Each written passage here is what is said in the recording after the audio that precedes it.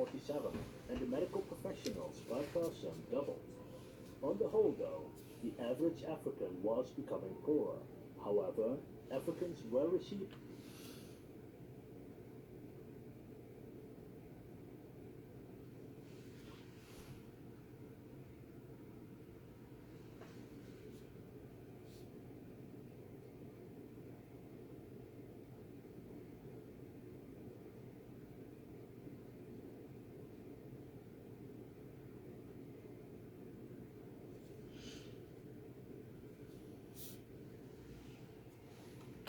better healthcare and education, and this would be very important for Africa by the 1980s. Because in the 1980s, Africa faced three major issues. The first was that the infrastructure it did have started to break down, meaning that raw materials became far more difficult to export.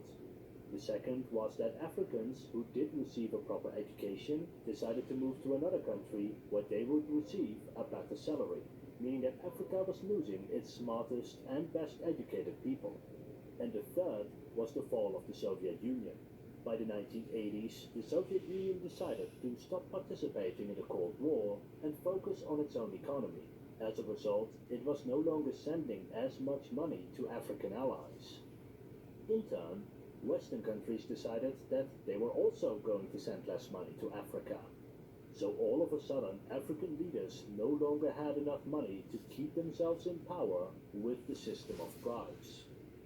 And so African leaders decided to ask Western nations for financial aid.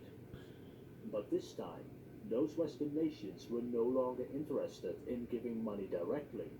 Instead, African nations would have to sign loans with rich countries, and in exchange, African countries would have to reform their economies in such a way that it would become easier for companies to do business in those countries.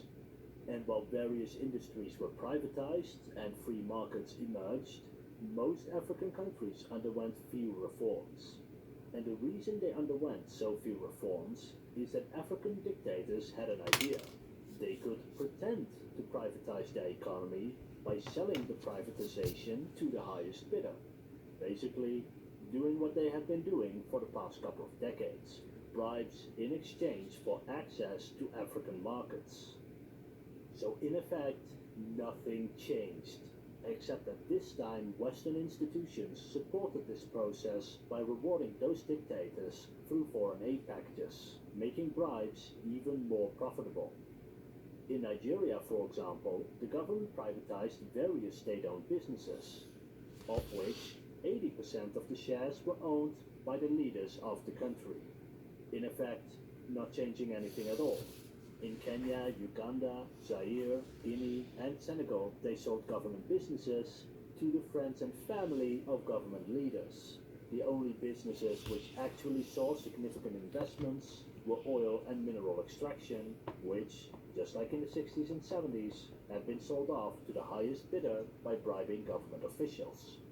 As a result, the 1980s is often dubbed Africa's lost decade, and why Africa remained poor until 1989.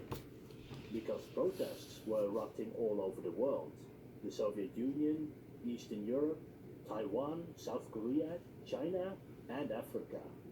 Africans were once again protesting their own oppression. And so rich countries decided to switch tactics. Instead of giving money to dictators for fake privatization, they instead give money to countries who reformed their government to be more democratic. And so dictatorships faced two issues at once. On the one hand, their own people were getting restless, while on the other hand, their income was decreasing. And so the elites allowed for a small amount of reform, enough to appease the people and the rich countries, but not enough that they would be removed from power. Democratization spread across Africa, to Zaire, Ghana, Nigeria, Togo, Gabon, Cameroon, Kenya, Uganda, Malawi, South Africa, until it spread across the continent, with of course various exceptions. While some governments resisted, such as for example the Central African Republic, most did democratize at least slightly. Each country had their own struggles of course, but in general the continent made slow but steady progress towards democracy. Even today, we still see this progress in action in Africa, as elections are often contested and often unfair. Yet it is more democratic than a complete dictatorship. And this process has made Africa more stable and more open for doing business in the early 90s. And now new leaders were in charge of Africa, and these leaders had to fight corruption in order to fight poverty. And by fighting poverty, they could stay in power, as this would earn them votes in future elections. They reduced the government's role in the economy, encouraged growth in the private sector, allowed Africans who were much better educated than in the 1960s to use their skills to develop their country, and attracted investors from abroad. These policies primarily focused on using the strength of Africans themselves, rather than by having policies enforced upon them by the outside world. The African Renaissance can only succeed if its aims and objectives are defined by Africans themselves, if its programs are designed by Africans ourselves, and if we take responsibility for the success or failure of our policies. African countries started to work together more through institutions like the African Union, by reducing trade barriers to make trade between African countries easier, investing in stable governments to make sure that you didn't have to worry about a civil war right across your border, and by creating various agencies to cultivate African talents. And these trends have had an effect in the last 3 decades, with some African countries now being the fastest growing economies in the world. And so we arrive in the 21st century, where history is too recent to make any real historical analyses. However, there are some trends worth noting. Africa is still facing many issues. They are the least prepared for climate change, while probably suffering the most under it. A third of all children are malnourished. A third of children don't finish high school. Extremists find it easy to recruit the vast amounts of poor, unemployed young people. Pandemics are common across the continent, with COVID being just one among many, and the economic development of Africa is limited to certain countries. African countries are looking at the economic successes of East Asian countries and are adapting those policies for their own countries. This is resulting in factories, agricultural centers, and tech centers being opened across many African nations. For example, they are able to use the fact that Africa and Europe have the same time zones and take over various administrative jobs from European-based companies for a lower price. A new generation of Africans is entering the job markets that are better educated and better skilled than any African generation that came before. With these hardworking and talented people, African governments have created economic policies to harness the talents of Africans by letting them set up their own businesses in a free market which generates wealth by Africans, for Africans, in Africa. For example, take the hyacinth plant, an invasive species on Lake Victoria. African scientists developed a method of turning this invasive species into protein-rich animal feed. This feed is now being sold across the world. In the 21st century, developments like these are creating a fast-growing middle class with rising spending power.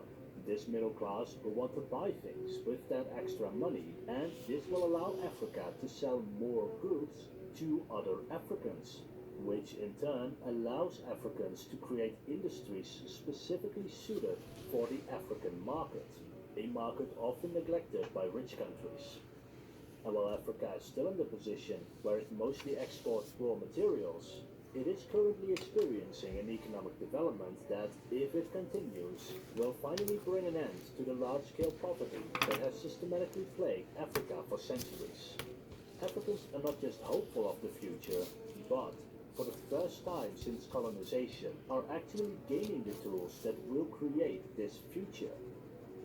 And yet, despite all the information in this video, there is a lot which I had to leave out, such as, for example, the disastrous agricultural programs which caused famines in areas with some of the most fertile land in the world, economic successes which eventually failed due to corruption, or the French financial systems linking African currencies to France. I therefore left articles and YouTube videos in the description with more information about Africa, in particular, information written by Africans themselves. If you're from Africa or are an expert on Africa, then please share more information about this topic in the comments. I will heart react ones that provide more information so people can learn even more about Africa. And please leave a like, comment, and subscribe to appease the almighty algorithm. This was Avery from HistoryScope. Thank you for watching. What's up, everybody? It's Ennis here. Welcome to another episode. This week we're in Brentwood, California, and about to tour this incredible modern home right behind me. A few months ago we had a chance to tour this property in its construction state, and today we're getting a chance to tour the finished home. This home was designed and built by Rampton Ray Nosrati with Huntington Estate Properties. Has amazing outdoor spaces, car gallery down below, infinity edge pool, rooftop deck, beautiful interior square footage. We got a lot to see today, so I'm really excited for today's episode. Now, specs on the home. We got 7 bedrooms, 12 bathrooms, approximately 18,000 square feet of interior space, built on a 54,885 square foot lot with an asking price of $45 million. As always, we will leave more information about the property down in the description. And before we start our tour, I want to thank the developer and the designer, Rampton Ray Nosrati, for allowing us to tour this amazing new development. Now let's begin our tour.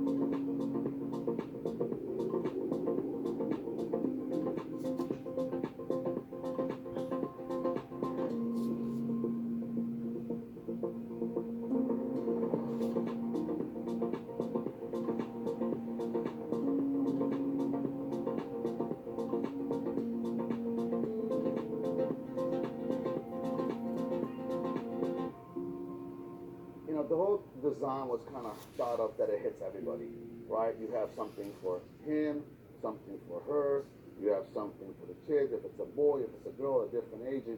Again, it's a full lifestyle.